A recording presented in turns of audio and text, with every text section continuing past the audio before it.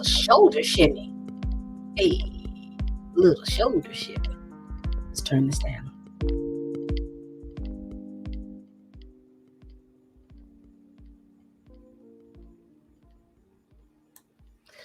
Good morning, good afternoon, and good evening. This is Pamela, and you are watching Pam Entertainment TV, where we review movies, television series, and incidents in pop culture just to see how those incidents affect our daily lives. Listen, we are about to do this thing. We're about to do it. Y'all. Let me really quick.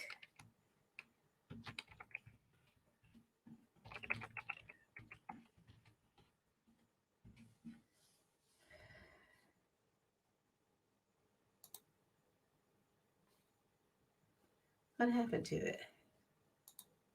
There. Here we are to talk about the Atlanta series finale. This is the last episode. All right, really quick. All right.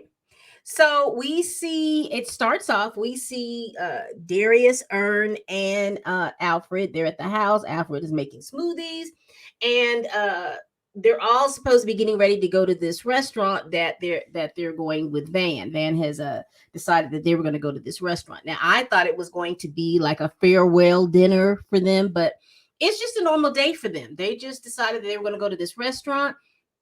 And Darius says no, he has a depth session.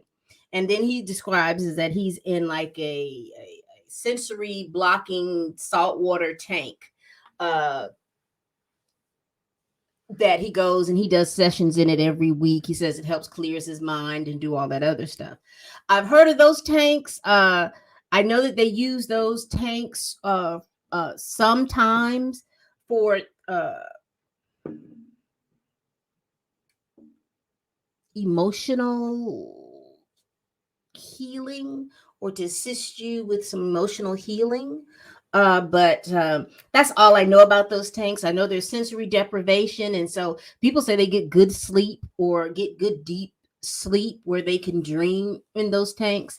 Don't know. Sounds interesting, but it also sounds expensive.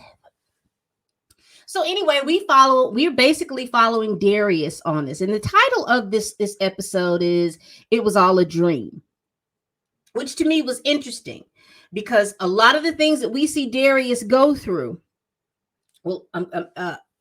always seems outer worldly, and it makes me wonder, the scenes with Darius, were they dreams? Were we in Darius's dreams when we had all of this? Because it would always be shenanigans with Darius.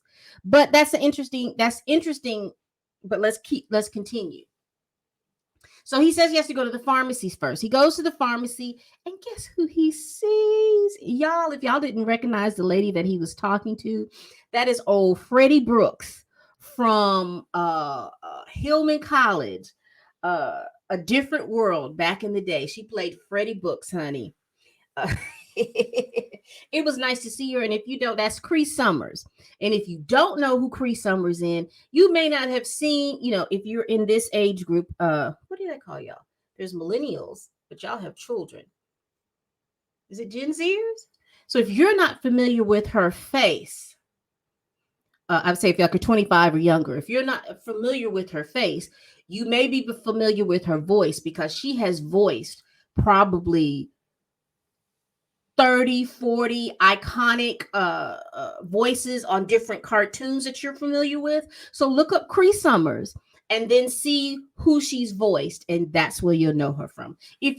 That's where you'll know her from. She was Susie on the Rugrats. She was I remember she was Susie on the Rugrats. See, I don't know the names of the cartoons. I just remember watching them with my.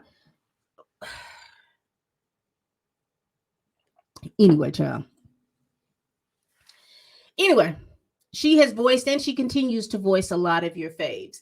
So he's sitting there talking with her character, and she hears him say that, he has done some depth tanking and she has done the same thing. And they kind of bond with that. And she was just telling me that she had to stop because the dreams got too intense and she had to find another way to handle what she needed to handle. And they shoot the breeze, go back and forth, and Darius basically tells her, I appreciate you talking to me about this. I sure appreciate you. I think that you're a good spirit, a good soul, and I'm glad that I met you for this time of day. Cool. We get to, so let me just go through Darius first, and then I'll go to the other ones, the other folk. So then we see Darius walking down the road, and Darius runs into one of his old one friends, old London. And London is riding down the road, smoking weed, drinking vodka out of a water bottle. Child, just all kinds of wild. She gets stopped by the police. She takes the she gets stopped by the police. The police stops her because he says that she has a illegal tent. She says this is her mama car and her mama like to get buck wild. Then she says that the cop says, like, well, what are you drinking? And she says, I'm not drinking anything. He's like, what is that? She said, oh, that's my water bottle. Now, earlier she told Darius, because Darius asked for a sip of her water. She says, you can, but you're going to be drunk because that's vodka. She takes that vodka bottle, y'all, to the head. Now, that vodka, a water bottle holds what, 16.9 ounces? And it was like this much, this far from the top. She drank all of that vodka. And then she did her little mantra in the mirror. London, we are sober. Baby got out there. She passed the sobriety test. And instead of her getting back into the car, she takes the car. She takes the cop's gun. And then she gets to running. And then she gets back in the car. Let me get it. She gets back in the car. She runs over some little girl on a bicycle. And then when she realized she done a hit and run, she decides to run out the car talking about, Darius, this is all your fault that I did this. And then Darius is like, what do you mean? And then I don't know how or why Darius has his hand on that daggone gun. He pulls the gun up and then he wakes up. And that was intense. And I was like, Lord, Darius, this ain't even gonna work right for you. It ain't gonna work right for you. And I will tell you all these scenarios that I'm about to explain to you. Darius is still in the tank. He gets out of the tank. He goes into the tea room. He gets out of the tank. The guy who's over the thing suggests that he goes to the tea room. He says, I tell you what, I'm about to go make tea in the tea room so you can come to the tea room and drink tea. I was like, what in the world is he talking about? Why is all the teas?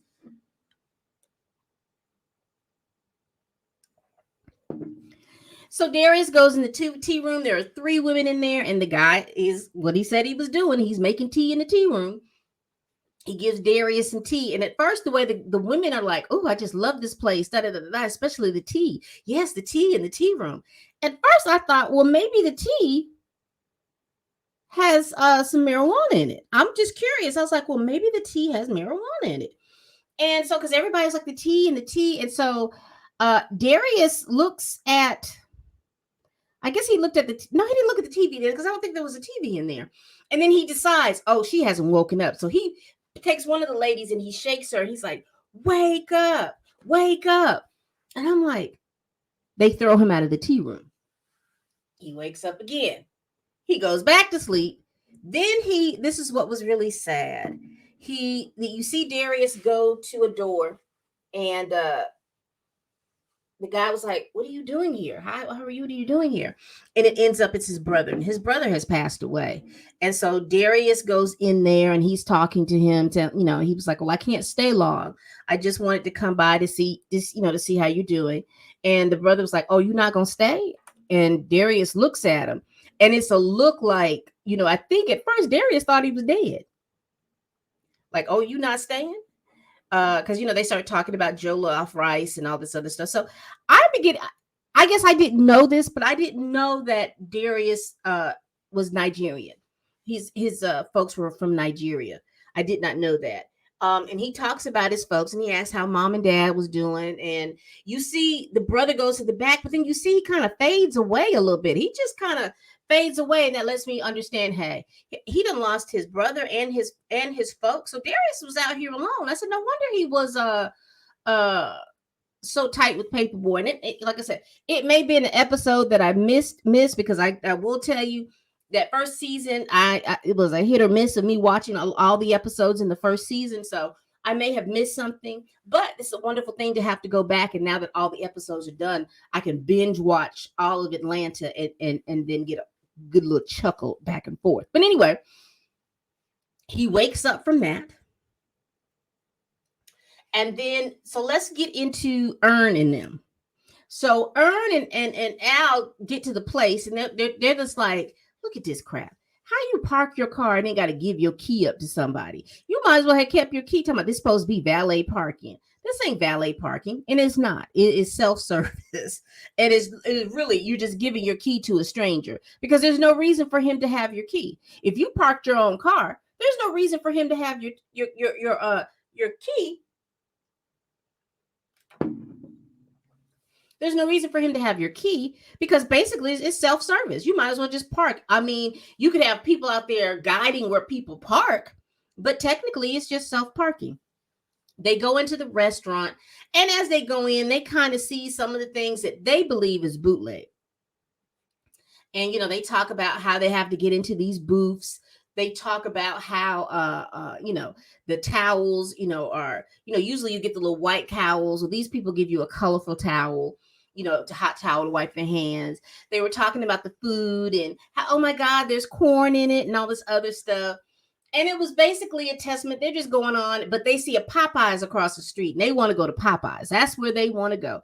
They want to go to Popeyes. And then the owner of the place says, you see how y'all do?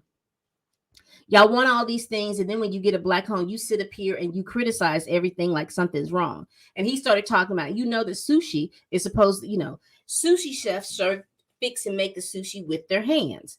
So they're mad about the fact the man is ungloved doing that. But when you go back and look at other sushi restaurants, the man is making the sushi with his hands. He's not making the sushi with his gloves. But it's always like, if we do it, then we criticize it because we think that it's lowbrow. Who's told us that certain things are lowbrow? Where do we get that from? So this is why a lot of us don't support. We'll complain about something and we'll say, oh, well, we don't do it like this or they don't do it like that. And 9 times out of 10, the only difference with somebody, you don't know how they're cooking their food in the back. And that's one of the things about my brother used to work in a restaurant. He says, you can't be really complaining about all that because you really don't know how these people are cooking their food in the back. You can't be really bougie about, oh my gosh, I'm going to be eating here, because the way they cook your food in a fast food restaurant is almost no difference than them cooking your food in a higher end restaurant. Folks back there coughing and hacking and wiping their face and wiping their noses and doing all kinds of stuff. You don't know because you're not sitting back there watching them folks. That's why you're supposed to pray over your food. Pray them germs and stuff away. And if you feel a little funny, stop eating out in these folks' restaurants. So I gotta get sick all the time anyway. Personal thing. Sorry. That's personal Pam. Sorry. So they're eating at this restaurant and they really want to go because, Al is upset because he had to go to the bathroom at the gas station next door. So he's like, oh no, this is too bootleg for me. I need to go. And at the end, again, the restaurant owner gives his little montage and he tells them to shut the door because he was talking about blowfish. Now, if you all don't know about blowfish, I have always been told that blowfish is poisonous. And you have to have a certification above a certification above a certification to serve blowfish. And even if it's a delicacy on the menu, I don't know if I want to eat that. I don't care if you're from Japan and you do it. I don't want to eat blowfish from you. I'm not eating blowfish from anybody. But he was about to lock the door and make them eat the blowfish. I'm like, you can't hold nobody hostage, especially if they paying for the food. Where they do that at? And so it ends up, Darius shows up in this pink Maserati, whips them up, comes in and he gets them, and they drive off in the sunset eating the Popeyes chicken that they wanted to eat in the first place. But one of the things that I wanted to talk about with Darius that I thought was funny is, you remember when I talked about Darius was at the pharmacy talking with Cree Summers' talking to Cree Summers' character. He said that the way he knows that he's not dreaming is that he looks at Judge Judy on the TV. And if Judge Judy is in her regular robes and stuff like that, then he knows that he's awake. But if Judge Judy is Big Booty Judy, then he knows he's still dreaming.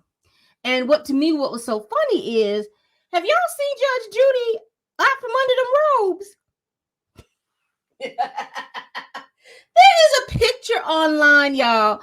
I don't know, but Judge Judy out front, and Judge Judy got hips and a little badonkadonk back there. So that's why I got so tickled. I was like, well, you ain't gonna know if you dreaming or awake because Judge Judy got a booty that just won't quit. Oh, Lord. I wonder if I could find that real quick, y'all. Wait a minute. Oh, my goodness. I wonder if I could find that real quick.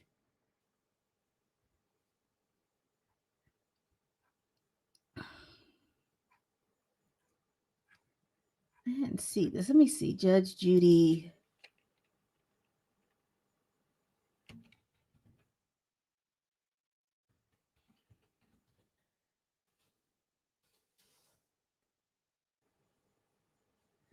Here it is. I think. Let me see. Can I? Let me come back. Let me share my screen real quick.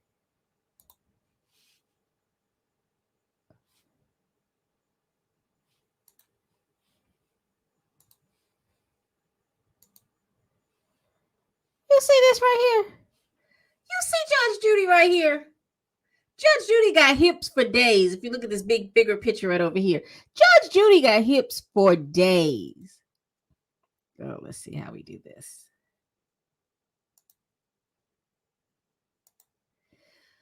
Judge Judy got hips for days. I don't know if you saw the picture or not. It was over on this side of the screen. Judge Judy got hips for days. So I was trying to figure out how in the world he figured out that he'd be dreaming or not. But anyway, he comes and then we go back to them at being at the house. And he's sitting down and he's looking at Ern and Al are talking to Darius and everything, and he's telling them all about the stuff. And he's like, well, you realize you're not in a dream right now. You realize you're awake. And he looks at them. He's like, well, whatever. They said, we're going to go out and we're going to go, smoke. So they go out to smoke some weed. And right at the end, you see Judge Judy is on the TV. And then she gets up, but we don't see her get up. And Darius puts this little sly little smile on his face. And I'm like, was he dreaming or was he not? What's going on? And that's the way it ended. So, I hate to see Atlanta go. I really, truly do. I have enjoyed its quirkiness. I have enjoyed its quirkiness. I have enjoyed just having just good laughs and not necessarily each episode having to build on each other. And that's what I enjoyed about Atlanta. It was quirky, but it was quirky with Black comedy that people, me as a Black person could understand. Not necessarily all that lowbrow slapstick kind of stuff. It was like, oh, you had to think about what was going on and you talked about it, and reviewed it and did all those types of things. So I appreciate it for that. Again, I hate to see the show go. I think it ended how it began. It began. Atlanta began quirky and it ended quirky. And it always left you thinking about what this particular thing meant. For me and Darius, I think for Darius is that you remember last season, and you remember how I talked about, and even maybe at the beginning, how I felt like Darius was on a journey for self-fulfillment and he needed to find himself. He was going to get to a certain place where